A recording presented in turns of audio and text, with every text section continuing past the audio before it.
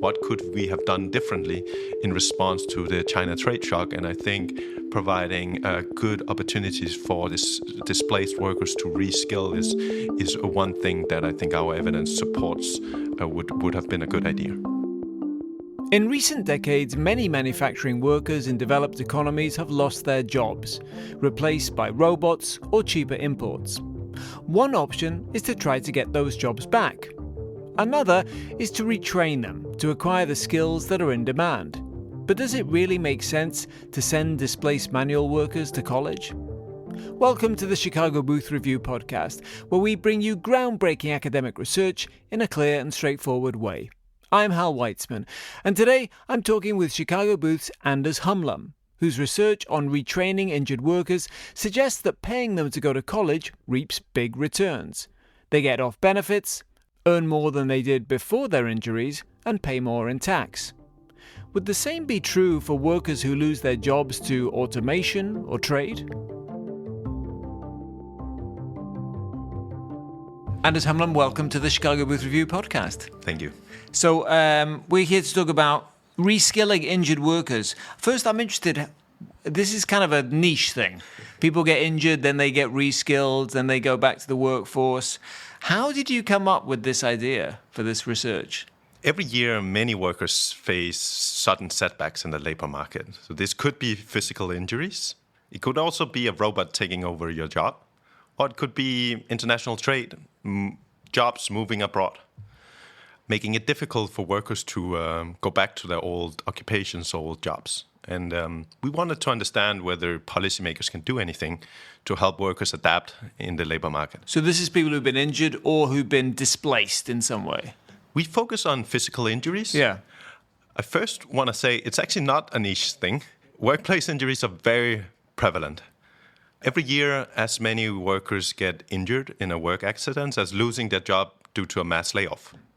I think it's understudied. I think it's underappreciated just how important physical injury and disability is in terms of the outcomes of workers. Okay, I stand corrected. So now obviously a physical injury has a significant effect on a person's life, but you also think about the economic effect for individuals and for the economy as a whole. Just give us kind of the headline, what you found. Yeah, work accidents are a really severe shock to workers. We see that injured workers suffer a 40% persistent loss in their labor earnings. Many of them end up on disability insurance. So for the individual workers, this is very costly. It's also costly for the overall economy. First, because disability benefits are expensive for taxpayers. And the scale of it, there's so many injured and disabled workers that this ends up at the macro level also to cost the economy a substantial amount of money. Okay, so just remind us a little bit about your methodology here. What were you looking at? Where did you get your data? Yeah, again, so we were after the question about whether reskilling programs can help these disabled workers get their feet back in the labor market and provide them a pathway back to sustainable employment. And our methodology to answer that question is that we use these injuries, these workplace accidents, as sudden shocks to workers' ability to work. So you can imagine a construction worker one day getting a severe back injury. There's just no way back to construction for this worker. Then the question is, by providing access to a reskilling, this could be through a higher education program, for example, in construction engineering, can you provide a pathway back for that injured construction worker back into the labor force? And that was the key question that we were after. Okay, and so where did you get your data? What are the data you're looking at to answer that question? So we used data from Denmark where we could link very detailed data on these workplace accidents, the human capital investments, so what type of programs these workers enroll in, and then their labor market outcomes. So we can really see whether these programs help workers reallocate from physically demanding work, where they're not able to do work anymore, to more cognitively intense work that are less demanding on their physical injuries. Okay, so essentially from blue collar to white collar. Correct. Okay, and I'm assuming, and you can correct me because you're from Denmark, that Denmark has pretty generous, when you talked about we're saving disability. I'm assuming disability benefits are pretty relatively generous in Denmark. They're very generous. They're on average around 70 to 80% of workers' income levels, earnings levels before the injury. So there's a substantial replacement rate, and it makes it very costly for the economy that injured workers end up being parked on this income support for the remainder of their career.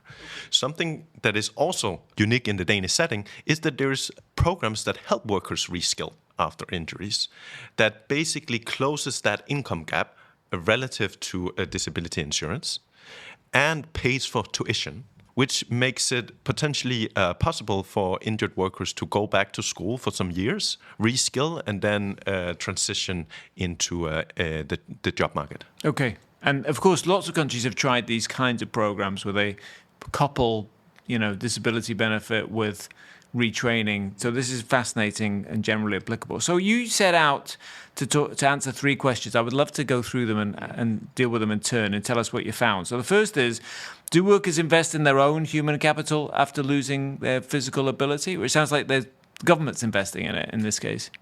Yeah, so first of all, most workers do not go back to school after an injury. We find that it's on average around 15% of severely injured workers who take up reskilling. These reskilling programs are often higher education, so a substantial amount of human capital investment seems to be needed in order to really change tracks in the labor market.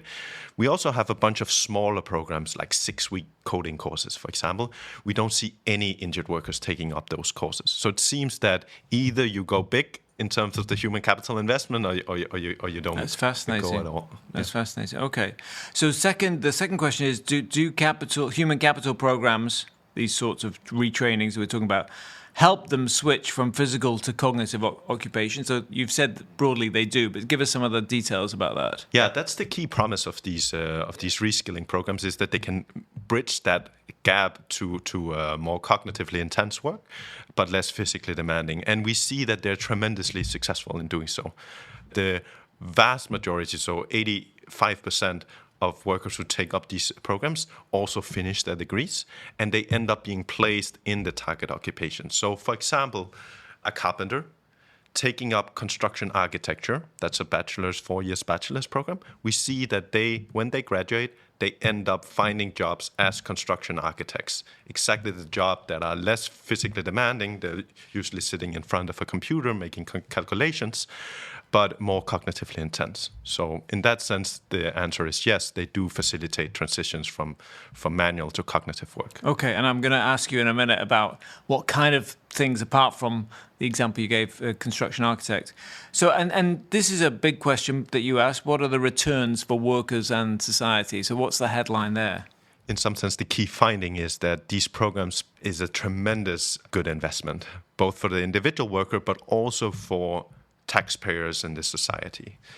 In terms of the governments or taxpayers, these subsidies paying for tuition, for reskilling, and income support, those investments pay itself back 4 times over. So every dollar spent on these programs pays itself back 4 times, $4. And the reason is that the alternative for these disabled workers is to end up on disability benefits. So you can imagine the typical injured worker is 40 years old. So you're looking at 2 different scenarios. Either you're parked on disability benefits for the remainder of your career, 20, 30 years, or you take 4 years of schooling and then being placed into a job where you're actually a high income paying taxes. And that's the reason why these programs for the government and for taxpayers are a really good deal. Right, and as you said earlier, that is more relevant for a country like a Scandinavian country than it would be for the United States, say, where benefits are relatively meager compared. That is true, that cost-benefit in terms of taxpayers depends on how generous your social safety net is in terms of disability benefits. I want to say that disability insurance is also a big burden for government budgets in the US. And there's good evidence that, for example, people who lost their job due to trade with China, many of them are now on disability benefits. Absolutely. So it's to do with the number of people, right? Not necessarily because they're generous benefits. Yeah, exactly. So I think this set of evidence is also relevant in the U.S. setting in terms of what could we have done differently in response to the China trade shock. And I think providing good opportunities for displaced workers to reskill is one thing that I think our evidence supports would have been a good idea. If you're enjoying this podcast, there's another University of Chicago Podcast Network show you should check out. It's called Big Brains. Big Brains brings you the stories behind the pivotal scientific breakthroughs and research that are reshaping our world. Change how you see the world and keep up with the latest academic thinking with Big Brains, part of the University of Chicago Podcast Network. Okay, Anders, in the first half we talked about injured workers, and you pointed out it's a big issue, not very well studied, and you're studying it, and how injured workers can retrain, and all sorts of good things happen. And they want to retrain, they want to do degrees, and they use those degrees to get well-paying jobs and get off benefits, which is good for everyone. So I'm interested. You talked about construction architect. What type of degrees, apart from that one, did you find that the injured workers pursued?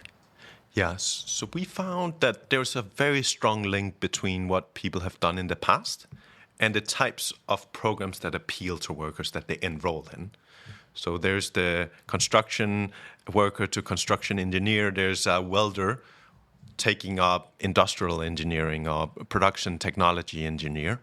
So in general, workers tend to move within sectors or within clusters of careers, but they, of course, want to move away from the physically demanding work. Okay, but that's fascinating because sometimes you hear people talk about, things like programming. And now maybe that's programming is an old example, but people say, we'll just get coal miners and teach them to be programmers. So you're suggesting that is not going to be attractive to the person, and then maybe they wouldn't succeed either. Yeah.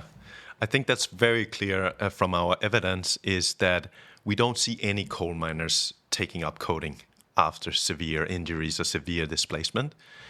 There's a strong line between what they've done in the past and the types of programs that both appeal to them, but I also think that it might be useful that you've been on the construction site, you've been a carpenter, and now you sit in making the calculations, and you're as a construction architect or as a construction engineer.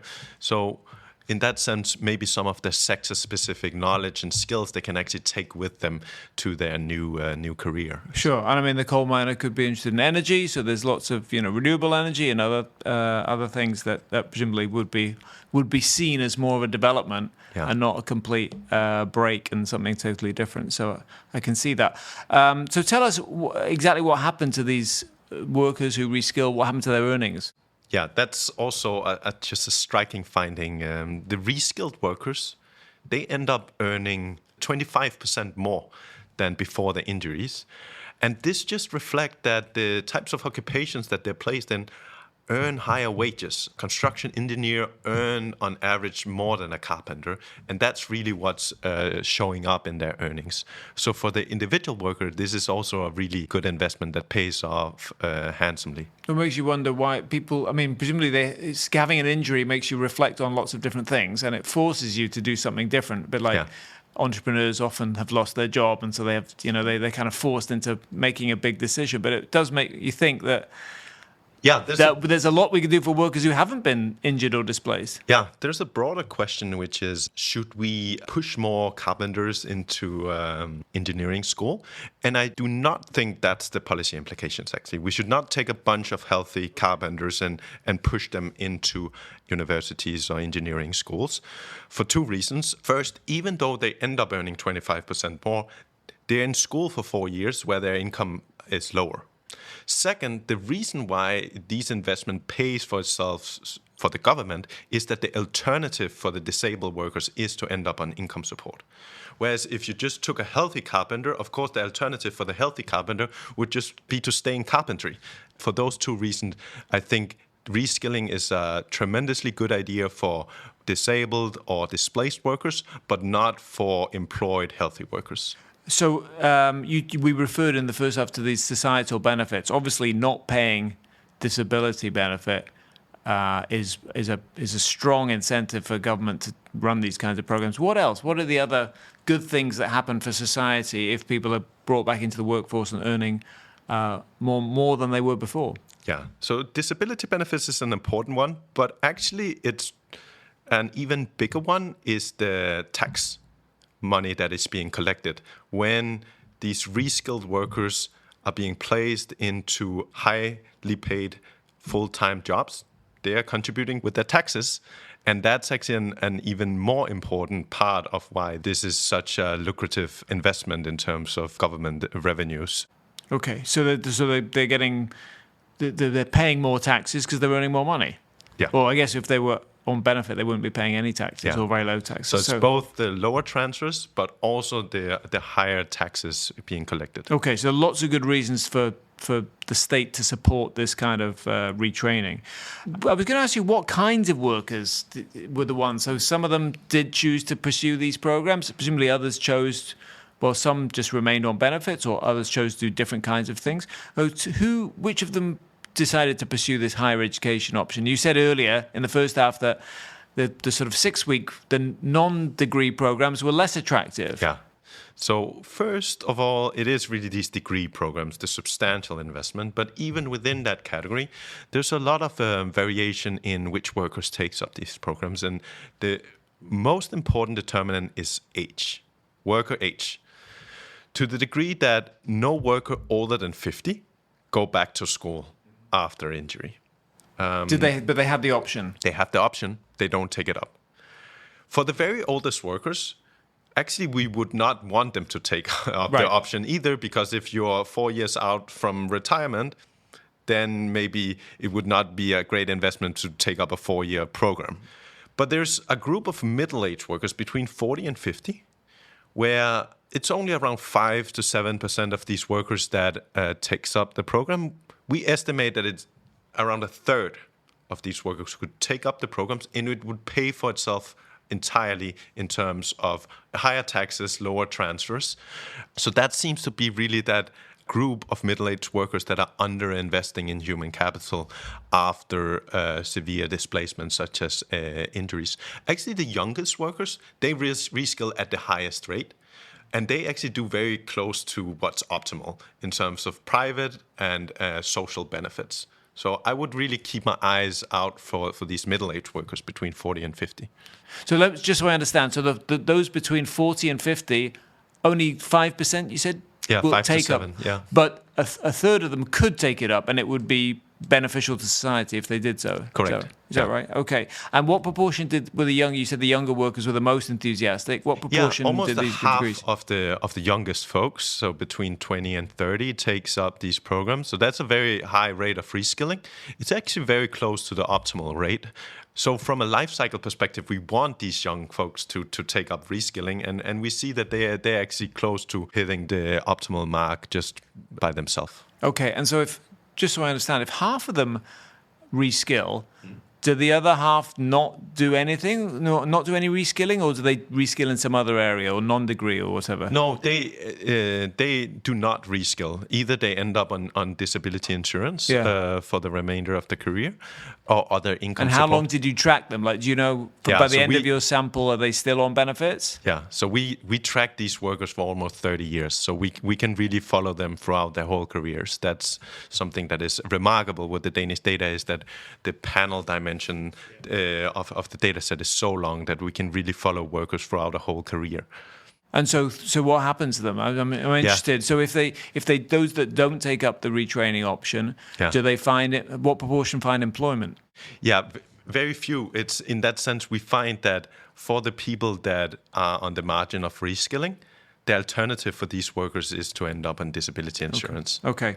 So it shows you kind of how important it is, I guess. Now, you referred to it a couple of times, and I'm intrigued that how you translate this to other settings, the workers who've not been injured but have been displaced. You talked about automation and globalization. Obviously, politically, this has been a huge issue for the past few decades. How applicable is this, do you think? And what are the policy implications for that? I see the injuries as a very neat setting to study a broader question, which is this transition from physically demanding manual work to more cognitively intense work that we've seen most advanced economies as manufacturing and physical labor has disappeared. These reskilling programs have really promised to facilitate that transition.